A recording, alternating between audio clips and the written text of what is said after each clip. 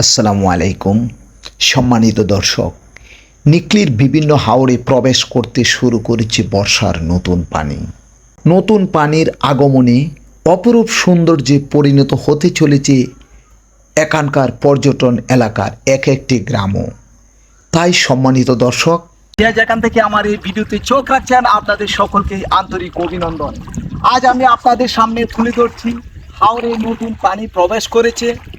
আমি কিছুদিন আগেও একাধিক ভিডিওতে বলেছিলাম সবুজে শ্যামলে ঘেরা অপরূপ সৌন্দর্যের লীলাভূমি কিশোরগঞ্জের এই হাওর অঞ্চল। হাওর বাওয়ার বেষ্টিত এই সৌন্দর্যময় এলাকার নাম হচ্ছে সেই কিশোরগঞ্জের নিকলি। আর নিকলির সেই অপরূপ সৌন্দর্যের লীলাভূমির বুকে দাঁড়িয়ে আমি আপনাদেরকে দেখাচ্ছি এখানকার প্রকৃতির সেই সৌন্দর্য। আপনারা নিশ্চয়ই দেখতে পেরেছেন স্বচ্ছ পানি কতটা ক্লিয়ার, আপনারা তা অবশ্যই আমার এই ভিডিওর মাধ্যমে দেখতে পেরেছেন। আমি আপনাদেরকে অভিনন্দন জানাই। আপনারা হাওর ঘুরে যান, এখানকার ব্যতিক্রম সৌন্দর্য উপভোগ করুন। পাশাপাশি আমি আপনাদেরকে একটা বিষয় দেখাচ্ছি, সেটি হচ্ছে এখানকার যে রাস্তাটির বুকে দাঁড়িয়ে আছি, সেই রাস্তাটি হচ্ছে আপনার ঘুরোই টু নিকলি সদর এলাকায় গিয়ে পৌঁছে গেছে। এবং এই রাস্তাটি এখন বলা চলে পানির অর্ধ অংশ ডুবে গেছে, বাকিটা আপনারা নিশ্চয়ই এইদিকে দেখতে পেরেছেন যে এখনো শুকনো আছে। এখানকার এই সৌন্দর্যটা একটা ব্যতিক্রম সৌন্দর্য। এখানকার এক এক সিজনে এক এক ধরনের রূপ যেমন ধারণ করে, তেমনি এখানকার মানুষের জীবিকার উৎস হয়ে থাকে এক এক সিজনে এক এক ধরনের। বৈশাখে এক ধরনের, চৈত্রে এক ধরনের, আষাঢ়ে শ্রাবণে এক ধরনের। আর সেই ব্যতিক্রম দৃশ্যই এখন এখানকার সেই বর্ষাকাল। আপনারা কোথায় গেছিলেন? আমরা এই দিক দিয়ে যাইতেছিলাম নিকলিতে, কিন্তু এখানে পর্যাপ্ত পানির জন্য স্যালেন্সের সমস্যা হয়ে যার জন্য আবার ঘুরে এই দিক দিয়ে। আপনারা কি হাওর দেখার উদ্দেশ্যে আসছিলেন? আসছিলাম হাওর দেখার উদ্দেশ্যে। এখনো আসলে যেহেতু পুরোপুরি বর্ষা শুরু হয়নি, তো পর্যটকের আগমন এখনো ঠিক সেভাবে হয়ে ওঠেনি। তবে যেহেতু হাওরে পানি ফিরে এসেছে, দিন দিন এখন থেকে পর্যটক বাড়তে থাকবে। আশা করতেছি ঈদ পরবর্তী পর্যটক আসা শুরু করবে। সুপ্রিয় দর্শক, আপনারা নিশ্চয়ই শুনেছেন, তবে ঈদের পরবর্তী সময়ে পানি যেভাবে বেড়ে চলেছে, আপনারা পানি ভাড়ার দৃশ্যটিও নিশ্চয়ই দেখতে পেরেছেন। আমি সেই দৃশ্যটি দেখানোর লক্ষ্যে এখানে আসছি। আর সেই পানি যেহেতু বেড়ে যাচ্ছে, এই কয়েকদিনের ভিতরেই আপনারা দেখবেন একাকার হয়ে গেছে সমতল ভূমিতে। আর তখন দর্শনার্থীদেরও উপচে পড়া ভিড়ের দৃশ্য আপনারা দেখবেন। এখানকার যে বলা চলে প্রকৃতির যে সৌন্দর্যটা, এই সৌন্দর্যটা এই স্থানটিতে আসলে আপনারা এই মুহূর্তে দেখতে পাবেন। এই হাওরে জেলেরা কেউ মাছ ধরার কাজে থাকে, কেউ বা আপনার নৌকা নিয়ে পারাপারের কাজে থাকে। সেই দৃশ্য আপনারা কিছুদিন পরে দেখতে পারবেন। সেই বাস্তবতা দেখার লক্ষ্যেই আপনারা অপেক্ষা করুন।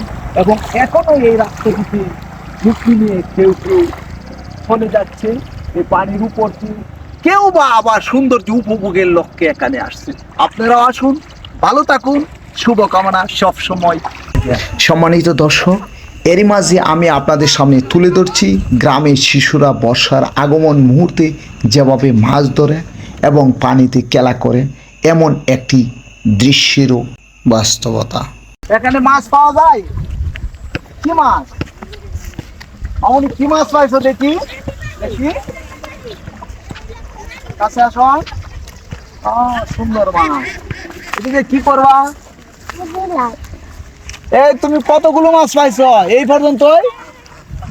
দেখি দেখি দেখি, এই মাছ পাওয়া যায় এখানে?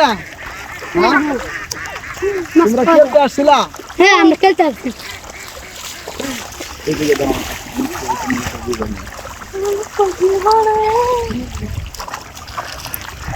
তোমরা কোথায় গেছিলা? তোমাদের মাঠ নাই? ওই এখানে তো আর কতদিন পরেই বর্ষার পানিতে তলিয়ে যাবে, তাই না? এখন হাওরের বুকে তোমরা খেলাধুলা করো, লেখাপড়া করো না? কোন ক্লাসে পড়ো? এখানে মাছ মারতে আসো? মাছ পাওয়া যায়? এগুলো তো বর্ষার নতুন পানি না?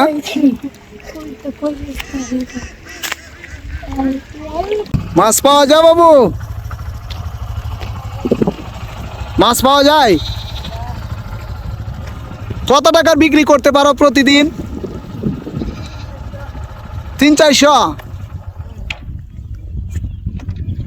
কয় ঘন্টা সময় ব্যয় করো এই জালের পিছনে? 5-6 ঘন্টা। রাতেও আসো? মাছ যখন বেশি ধরা পড়ে তখন কি রাতে আসো? তুমি একাই এই জাল নিয়ন্ত্রণে রাখতে পারো? যখন বাতাস আসে তখন?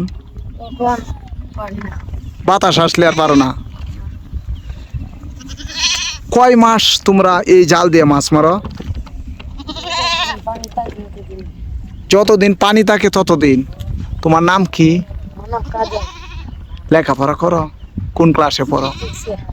পড়াশোনার ফাঁকে ফাঁকে তোমার আব্বু আছে? আম্মু আছে? ও তোমার আব্বুকে এই কাজে যোগান দেও। প্রিয় দর্শক, হাওরের মানুষের জীবন ও তাদের চলার কঠিন বাস্তবতা উপলব্ধির পাশাপাশি এখানকার নয়নাভিরাম সৌন্দর্য দেখতে হলে আপনারা চলে আসুন হাওর অঞ্চলে। নিশ্চয়ই আপনাদের ভালো লাগবে এই প্রত্যাশায়। আল্লাহ হাফেজ। ঈদ মুবারক।